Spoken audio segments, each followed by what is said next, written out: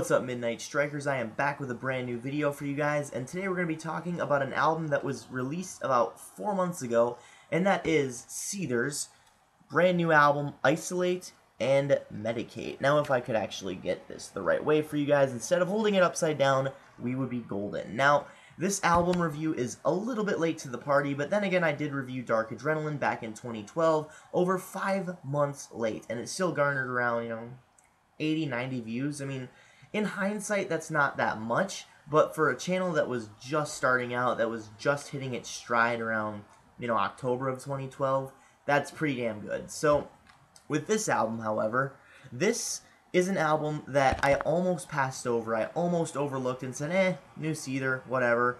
Holding on to Strings Better Left to Fray, first album I bought by Seether. It was a little commercial, a little radio friendly, I liked it, but am I going to go back to the band? Well, I almost didn't. Now, that would have been a mistake on my part because this right here is single-handedly the best album of 2014 in my opinion. Now, there's a lot of good going on, there's a lot of positives, but there's a few drawbacks in a few of the songs that contain, well, let's just say a little bit of commercial overtones, much like the entire album of Holding On to Strings Better Left to Fray. Now, I'm going to find it on my Windows Media Player so I can actually look at the track list without having my face buried in the CD. So, basically, we have 14 songs here. I got the Ultra Deluxe Edition with the Words Are Weapons t-shirt. I probably should have been wearing it, but it's probably dirty because I do wear it a lot. So, comes with an awesome t-shirt, comes with 14 tracks, 10 of which are from the original CD, all of which are pretty damn decent, actually, minus, like, 2 songs, maybe.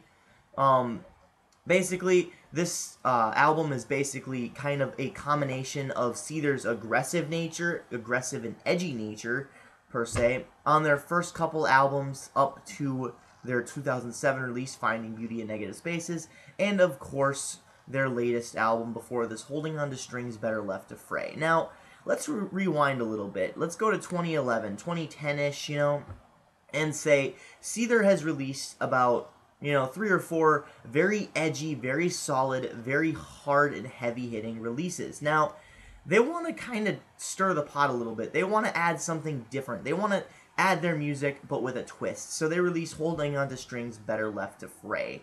And this is a very interesting album because all up until this point, Seether has been pretty consistent in nature, pretty consistent in their sound.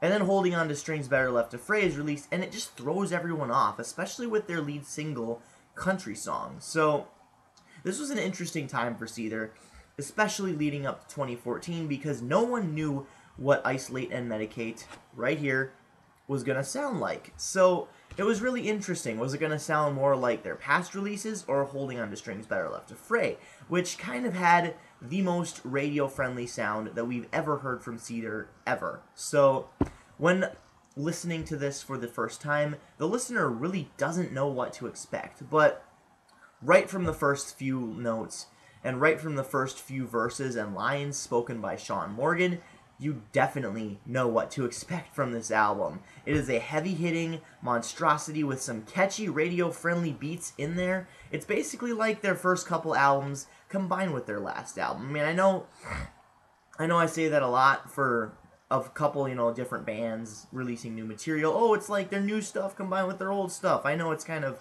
a cliche kind of, easy way to put it, but for this, it is definitely true. It definitely holds its ground, and it's really good. They combine it in a way that is just perfect, practically, in some songs. So, the first song is See You at the Bottom. This is a heavy hitter, one of the heaviest tracks that they've done, and it's just awesome. I mean, it's right up there with, like, a Suicide and, say, Fake It and all those tracks off of Finding Beauty in Negative Spaces. Maybe some Gasoline thrown in there, It's a good song. I really like it. I really like the verse structure, as well as just the overall guitar parts. I mean, just the heaviness aspect is really good. The next one is a little bit more radio-friendly, and it's called Same Damn Life. And this one is really interesting because it has some really high points, or high-pitched singing in it as well from, the backing chorus, and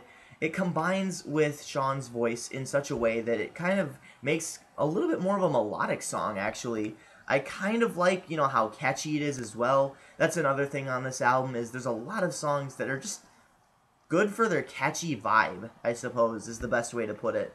The next song, Words as Weapons, is a really good one, but the thing is, they make it sound way too much like Mad World by Tears for Fears, and of course the Gary Jules version found in the movie Donnie Darko. So it sounds exactly like it, just in the progression of the notes and the progression of the verses. I didn't notice it at first, but then I kept seeing, all these Mad World comments on the music video, so that is something to take into consideration as far as originality goes. But Seether's version actually does hold its own and sounds pretty decent, especially in the grand scheme in the rest of the album, in consecutive order. So that is something to take into consideration, but I don't know.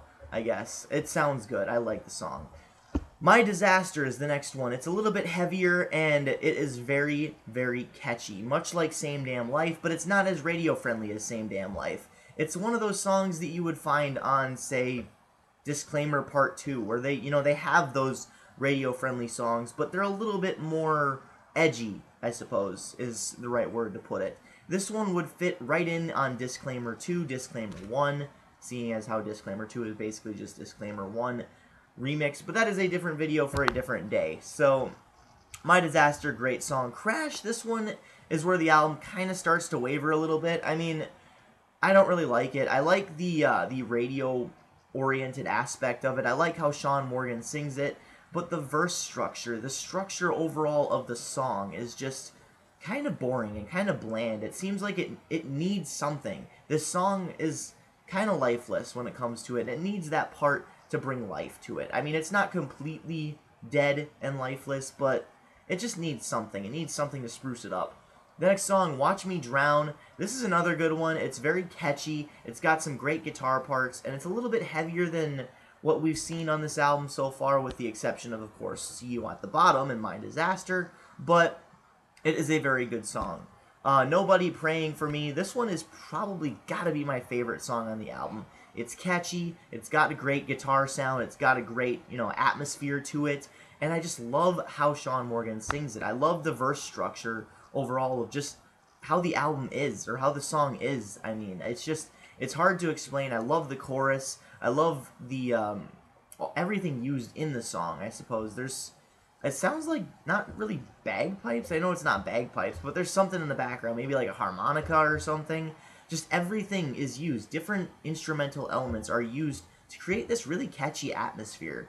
So this one's my favorite. Keep the Dogs at Bay. This is another one where it's really catchy. It's got a really catchy guitar riff in there too. So really awesome song. Save Today sees this album go back into a little bit softer, more radio-oriented format, but all is not lost. It's not like Crash where it was lifeless. This song is very full of life. It's very full of feeling and meaning, and I really love the lyrics as well. Not a lot of guitar stuff going on, but there's a lot of really heartfelt singing from Sean Morgan's part, and that's probably what brings this song to life. The next song, Turn Around, this one's kind of weird. I mean, I listened to it a few times, couldn't really get into it, tried listening to it again, and it's just one of those songs for me. I don't really like it that much. Burn the World. This is another one where it's good, but it's not as good as, say, the actual first 10 songs that were on the standard edition. So I can kind of see why they put it as a bonus track, but, that's what I hate. I mean, most of the time you're just like, why weren't these included on the album? But this one I can kind of see it, I suppose. The next one, Burn the World. Well, I said that already. Goodbye Tonight. Was featuring Van Coke Cartel, and before this I had no idea who he is, or who he was, so I still kind of don't know who he is. This song is very interesting, and it's kind of catchy, but Sean has some really weird vocal parts, especially a little bit in the chorus where he says the song's title, and it's a good song. I like it. It fits in with the rest of the album, but it's one of those songs where you're just like, huh, that's really weird. Weak, this is one that was on their greatest hits album, and they decided to just throw it on for good measure. It's a really good track, it's really heavy, it's actually pretty catchy, and it fits in with the rest of the album perfectly. So, overall, like I said, this is probably my favorite album of 2014 thus far. It beats out Inferno, it beats out Devil You Know, it beats out Iced Earth, pretty much anything that I've reviewed thus far. So, I'm going to give this album a solid 9.8 out of 10. Same thing I reviewed it, or same thing I gave Inferno. It's not perfect, but it is definitely up there as the best album of 2014. So, with that, this is Midnight Strike 3625. I hope you enjoyed watching. Keep calm and rock on.